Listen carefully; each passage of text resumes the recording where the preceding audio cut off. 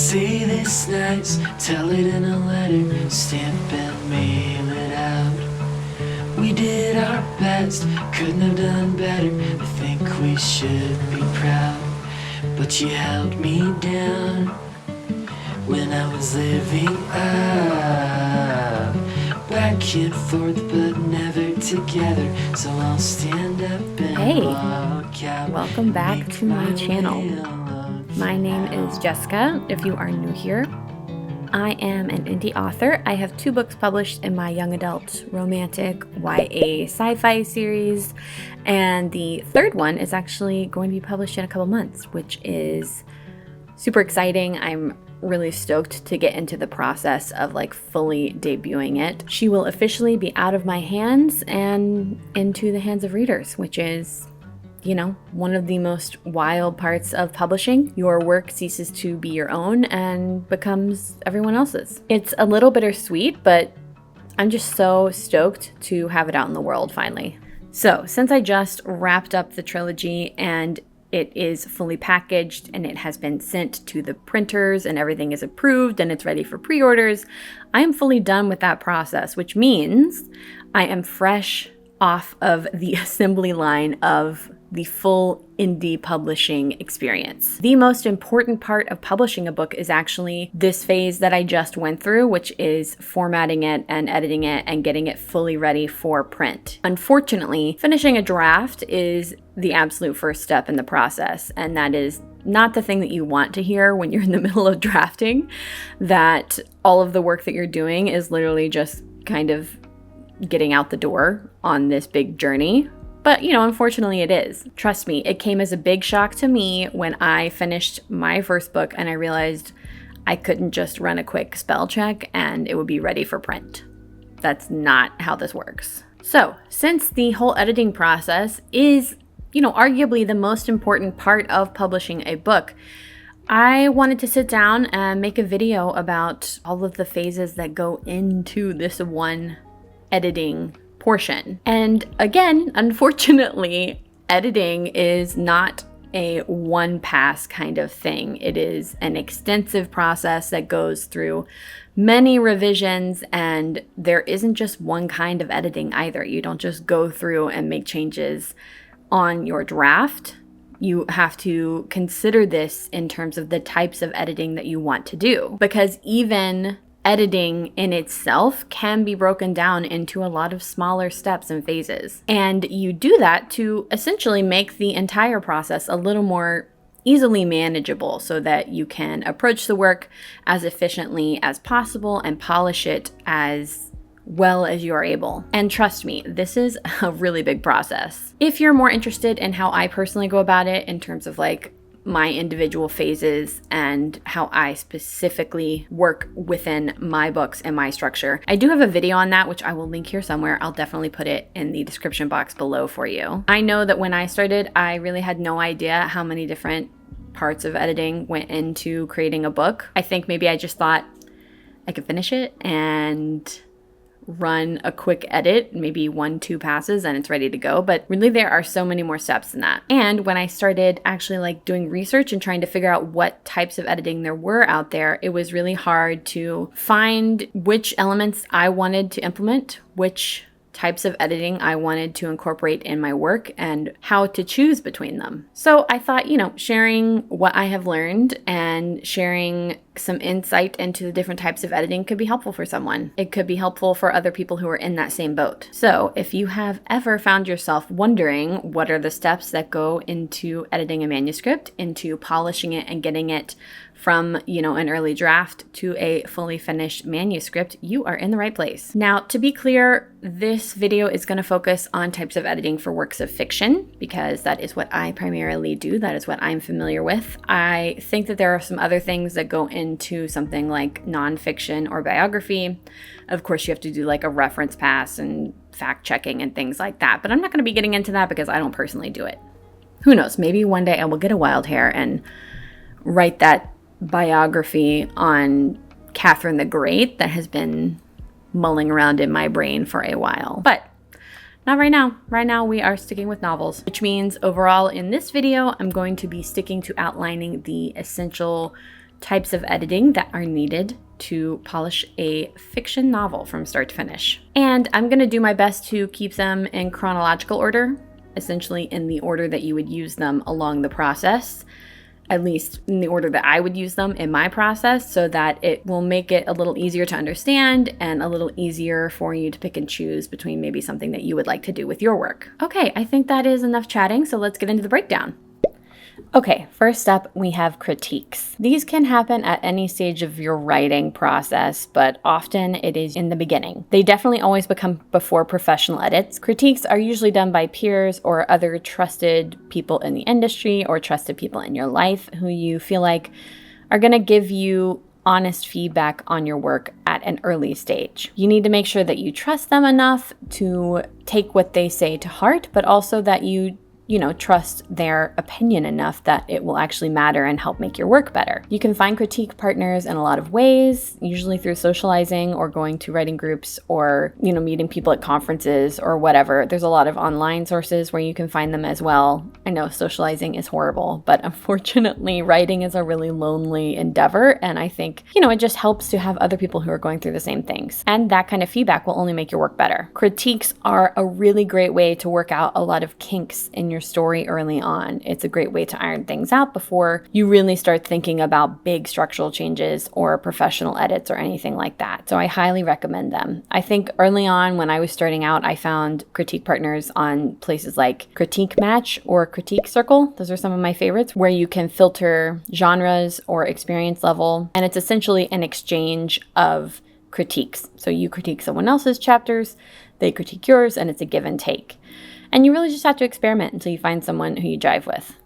Okay, next up we have developmental editing. This is really where you're going to tackle the overarching story ideas. You're going to handle things like how well developed the story is. You're really dealing with a bird's eye view of the novel. How do the characters interact? How does the plot work? How is your pacing? How does it feel? You can even think about the theme. Make sure that you're driving home these important elements and making changes where they're needed on a big scale. In my opinion, this is where the most important changes happen because you're making really grand edits to the book. You're moving chapters, you're maybe rewriting scenes in different points of view if you've changed your mind on how important those will be. You're editing character backstory, you're adding in new parts to a scene, you're fully deleting chapters, you're making these like huge edits to really shift the work around and make sure that it is feeling thematically sound. And this type of editing, developmental editing, can be done personally, which is what I do, or you can hire a professional to do it. Also, you'll have critique partners. That's a great way to do that as well. I personally do all of my developmental editing myself because I really enjoy the process and I get really into analyzing what is or isn't working for the story. I say I do it myself, but I do run stuff by, my writing group. My husband is a great resource for that. Sometimes we will work through it together. I will storyboard and really work out the types of changes that I want to make for me personally. But if you decide that you want to hire a professional, there are plenty of places to find developmental editors out there because I know a lot of people value this phase and value a professional eye on their work at this phase. So just approach it how you personally feel like your work needs. Okay, so then we come to something called structural editing, which is a little less popular, I think. I think people tend to focus on developmental edits. Structural editing kind of is a little bit of developmental editing. At least you do cover some structural edits within developmental editing. It's kind of like a subcategory. This is all about organization. It's all about how you've pieced together your book. For me, these usually come after I have finished developmental edits and I really feel confident about those themes and the vibe of the story so that I can read through it as a whole and really get the structure of it down so that I don't feel like any parts are lopsided or wonky, that the beginning of the story doesn't feel heavy, that there aren't any chapters that feel out of place. I really want to make sure that the novel as a whole maintains balance and has structural integrity so that when I go into the more intricate editing phases, the base structure of the story and the base structure of the novel holds up. That's why it's called structural editing. All right, so I want to take the time to give a little honorable mention here to substantive editing, which is, honestly, probably more aligned with how I approach editing. It is kind of a blend between developmental and structural editing. It is an editing approach that allows you to focus on both at once. I think that through my process and through the development and publication of 3 books, this is kind of where I sit at now, because as I work through something like developmental edits, I'm also thinking about the structural editing as I am doing those. So I'm combining both of them at the same time in order to save myself a little time and be as efficient as I can in the process. I'm not certain if this is something that I could have done really early on in my career, because I don't think I would have had the skill or the room in my head to hold all of those things at once and to understand how those changes interact with my personal style and the way that I tend to end up drafting. But at this point, I really am able to combine them and really get in there and make both changes at once. A lot of people actually refer to substantive editing as one of the first true edits that you do on your story. Again, you can find professionals to do this, or you can do it yourself. It just depends on what you prefer. Okay, so once your story feels balanced and thought out, and you've made those bigger changes that you want to do, we can move into these types of editing that are a little more micro-focused. So you're looking more closely at the work and making these fine-tuned changes in order to really polish it up. So one of the phases you can move on to is sensitivity reading. This is also, I would consider, an editing pass. Sensitivity reading is actually a really important editing pass because it allows you to make sure that your manuscript is portraying characters and themes and cultures and topics with respect and accuracy, especially if you are writing outside of your own personal life experience. If I personally ever have any doubt about anything that I'm writing about, if I am writing outside of my lived experience, I absolutely make sure that I get sensitivity reading on my work from someone who has lived in the shoes of whatever character or topic that I am trying to portray. Admittedly, this has been a little bit easier because I've been writing in sci-fi for all of my professional career, which allows me to kind of imagine a world that is entirely different from our own. This is going to come way more into play in the work that I'm currently working on, because that's in a contemporary setting and it is existing within our societal structures that we live in right now. So I have to really make sure that any characters that I'm doing, because I want to make sure that my work is diverse, but I also want to make sure that it is portrayed accurately and respectfully. And that is exactly what sensitivity reading can do. Again, you can hire people to do your sensitivity reads, or if you have people in your life that have lived experiences in the characters or cultures or topics that you are writing about, you could always ask them to do a pass on it for you, or offer a trade or something so that they're not doing the work for free. But I definitely consider this editing phase essential, and it is crucial in my personal responsibility, not only to my characters and my work, but to my readers and to society as a whole. Okay, so let's move down the line to line editing. See what I did there? I'm cutting that out. All right, so with line editing, we're really getting into the nitty-gritty of editing. And I would say that if you asked a casual observer on the street what they think editing a book is like, this is what they're going to think of. This phase of editing focuses on the actual craft of the words themselves. This is stuff like sentence structure, voice, and even word choice. The editing is actually happening on a line-by-line level, which is why it's called line editing. This is the stage that I personally use a professional editor at. And I think it's invaluable to have someone who knows what they're doing come in and actually read your work on a line level and make sure that the flow is where you want it to be, and that it is reading in a way that is portraying what you want to say. That being said, I do obviously do a line editing pass myself. So this is something that I'm always cognizant of. And honestly, it's kind of hard to turn off my brain and stop line editing at any phase in the process, but I try and keep it to, one pass of my own personal line edits, and then I do my professional pass as well. So what does my editor go through and catch? Not only is she working the, sentence structure and making sure that it reads accurately, etc. But she's catching things like, the colors of characters' eyes, if I'm changing those around, spelling of names, words being used too often, phrases that I use too often, even like sentence structure that I'm repeating a lot of the time. Pretty much anything that you can think of to really, polish up the work on the line level. Of course, when I get this feedback from a professional, I can take or leave it. I generally will accept every change that she suggests in this realm because she's the professional and she knows what she's doing, and I am paying her for that, so I'm going to trust it. If I could choose any editing that I'm discussing in this video to pay for, to hire a professional for, line editing is definitely where I would put my money, because I think that this is the level that will polish up your work in a way that it feels incredibly professional. And that is something that I'm always cognizant of as an indie author. My budget is really important to me because I'm the one who's investing in my work. And I want to make sure that every penny that I'm spending is, worth it. And it's doing the most that it can in order to make sure that the book that I'm putting out is professional. Line editing is really where I get to refine my work and take it from something that is a little raw and rough around the edges and really polish it up and make it sing.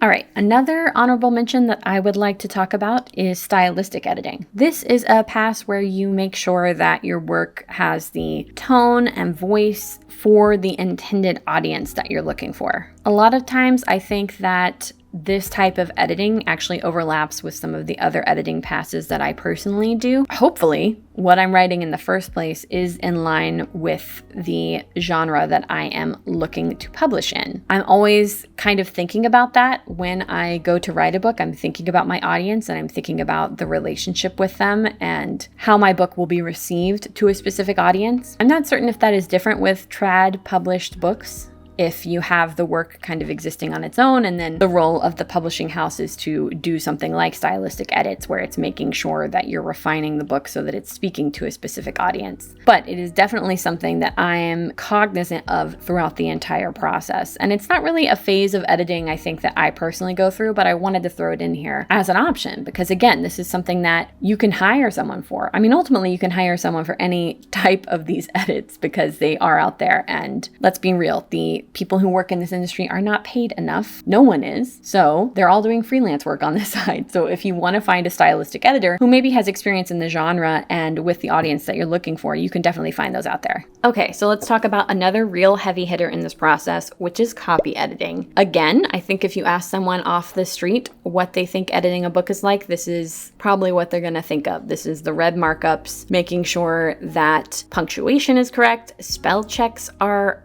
definitely a part of this process, making sure you've got, line breaks in the right places, you're using end dashes and parentheses and colons or semicolons correctly. I still don't know how to use a colon or semicolon. Every time I think I get it right, it's wrong. And you know what? I've just given up at this point because I also hire my professional editor to do this. So she combines copy editing alongside line editing. And that is so incredibly valuable for me. I feel like as a writer, I don't exactly spell great, which is tragic but true. I never claimed to be a good speller, I just claimed to enjoy storytelling. So sue me. This is all the stuff that you learned in middle school English class and then you promptly forgot the minute that you left high school. Copy editing is the red pen. It is when you catch everything that you are trying to catch in order to make sure that you don't have miscellaneous grammatical or spelling errors. Very simple, easy, well, not exactly easy, but the concept of copy editing is very easy to understand. And I think it is obvious to everyone why copy editing is incredibly important in the phase of polishing your work, because this is one of the more glaring things that will stand out. If you don't have efficient copy editing or well done copy editing, the book is not going to feel very professional. I would argue that this phase is almost the most important because you are really polishing up the work so that it is fully ready for publication. You are making sure that it shines and it is buffed out and it is gleaming in the sun. And even if you skip line editing, I feel like maybe you shouldn't skip copy editing.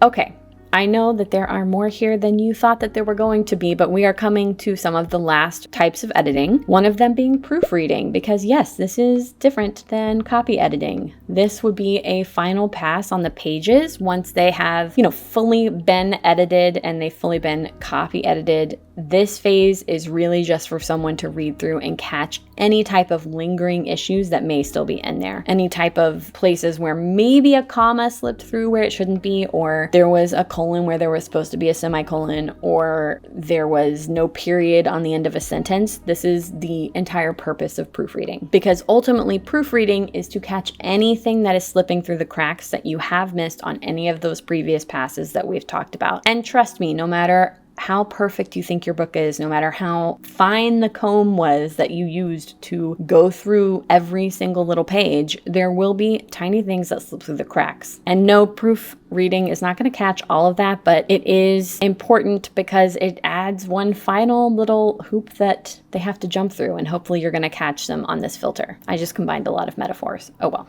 All right, and last but not least, yes, we have made it to the final edit type that I wanted to talk about today, is, drumroll please, formatting review. This is such an important part of the process, especially as an indie author like me, because I'm the one who's doing the full formatting of the book myself. I typeset the pages myself, I work within InDesign and pull my manuscript in there so that I can customize everything. And a formatting review is actually going through with something called past pages. If you don't know what that is, I did a whole video on that, which I will link here somewhere, also in the description box below, where you essentially review the manuscript as it will be printed. So you're looking over on a page-by-page level and making sure that the print version of the book is sound. You're checking things like page layouts and margin sizes and headers and, chapter line formatting, and even something like a little paragraph break, making sure that all of those things are as you want them to be in the final printed version. Sometimes I will, again, catch lingering tiny little proofreading or copy edit issues, and that's a great thing to incorporate in this phase. The more times you can go through a book, the better. And honestly, when it comes to something like a formatting edit, it is really helpful for me because every once in a while, you'll have like one word at the end of a paragraph lingering on one page. And because I am doing a formatting pass, I can go through and just minutely adjust the margin on the previous page so that one word gets put on there. And I don't have, a single word taking up an entire page of the book and shifting everything over so that it feels weird. Those are the type of kind of random formatting issues that you're going to catch on an edit pass like this. Maybe a lot of indie authors don't worry about this. I am not certain about that because I work in InDesign and I'm a little, OCD about it. And I want to be able to have that control. If you're using a different program where you can't make those edits, that would be a little frustrating for me, which is one of the other reasons that I like to use InDesign. I can do a real concrete, super in-depth formatting review. Some people may call me a perfectionist, but you know what? I say that I like what I like and I know what I like and I'm gonna make the book that. And really, that's the beauty of indie publishing. I get to do what I want with my art and I can be petty enough to adjust the margin on one page to move a single word back onto the previous page. Okay, so I think that this is a really great place to wrap up. There you have it. Those are all the different types of editing that I think are important to indie publishing a novel of fiction. At least they are all of the different things that I think about when I go through editing passes. It's everything that I am thinking about when producing a book from start to finish. And, shockingly, each of these phases have their own title and are part of the professional process. I think that everybody has certain editing types that they personally enjoy or that they hate. Some people like copy editing, some people like developmental editing, some people love the line editing. It's really a personal preference, and I think once you've gone through the process a few times, you get a little more familiar with the different types, and having the terminology to be able to tell what you're doing when you're going through and editing your work is also incredibly important to the process, because when you're interacting with other authors or other editors, you're better able to articulate what you're working on. And if you need feedback, you're better able to ask for that. If you are looking for professionals to hire, you know exactly what you're looking for and you know how to ask for it, which is, again, the entire purpose of this video. And I wanted to kind of be able to help you understand all of those different phases. I certainly pick and choose different things from this lineup as I think that they are needed and as I enjoy them and as the process dictates. But I do think that each of these phases is very important to the process, and each of them adds a new element of magic to the work. I hope you found this video interesting and detailing out all of the different types of editing interesting, because I know that I certainly am fascinated by this, and I love getting into the nuts and bolts behind the process of publishing. It's just fascinating, and I'm hoping that that translates. I really geek out over this stuff, which happens to be handy because it's my job. So what do you think of the lineup? Do you think that I missed anything? Are there any other editing passes that you do that maybe I didn't go over? Which of these is your favorite? Or if you haven't gone through editing at all, which part are you most excited about? I would love to hear in the comments below if you have any feedback. As always, if you like this video, please hit that like and subscribe button so you can stay up to date on everything new that I have coming out, including the release of my third and final book in my trilogy. Shameless plug, but I'm here for it. It's my channel. I'm gonna put a plug in. But I hope you found something to take away today and maybe are a little more excited about the editing process of your book and feel a little more knowledgeable about how to go into conversations talking about editing and how to look for what you want. Anyways, until next time, good luck with your work, and I will see you around. Bye. But I'm not sure what's yours and what's mine.